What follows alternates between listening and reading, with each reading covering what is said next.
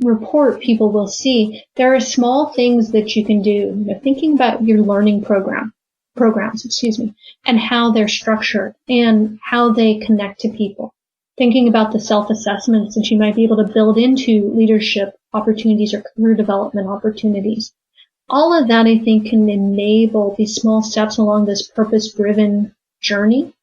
And so I'd just like to encourage people who may say, hey, I don't know if our senior leaders are really going to buy into this, to say, okay, start small, but just start.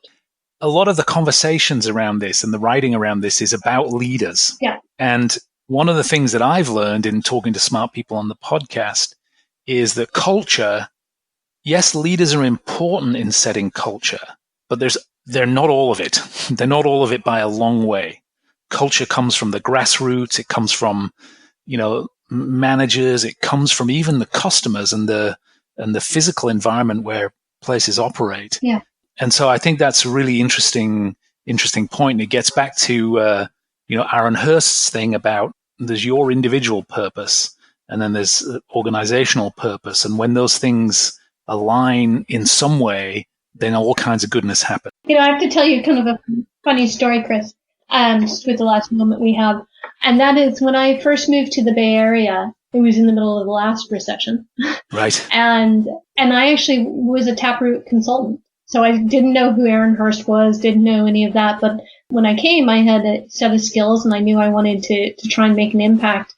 So the Taproot Foundation basically allows skilled individuals to volunteer their time for nonprofits. So I went in and I helped redesign a performance management system for a very large museum here in the area. And I did another bit of work on recruiting board directors, how to recruit board directors for a different nonprofit. And even as I started my last job and worked full time, even as I started MBA, part-time MBA, I still did that work because to your point just now, that alignment of purpose and skills and that sense of I can provide something unique. Yes, I'm getting something out of it, but I can provide something unique that will make a change is so powerful. Great story. Hey, we're going to close the curtains on this interview segment, and then you're going to miraculously appear again with Danny, and we're going to deconstruct our conversation. Okay. Do you think Danny will have interesting things to say about what we talked about? I'm sure she will.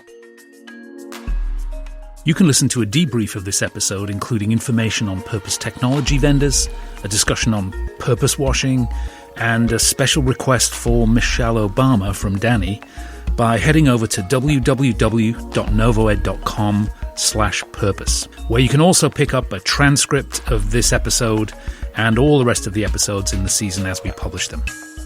We're very grateful to the team at NovoEd for their sponsorship of this season. Global enterprises rely on NovoEd's collaborative online learning platform to build high-value capabilities that result in real impact. With NovoEd, you deliver powerful, engaging learning that activates deep skill development and drives measurable business outcomes. You can access the research that we discuss here and a ton of other great research and insights at www.redthreadresearch.com. And you can subscribe to the podcast, of course, at www.learningisthenewworking.org.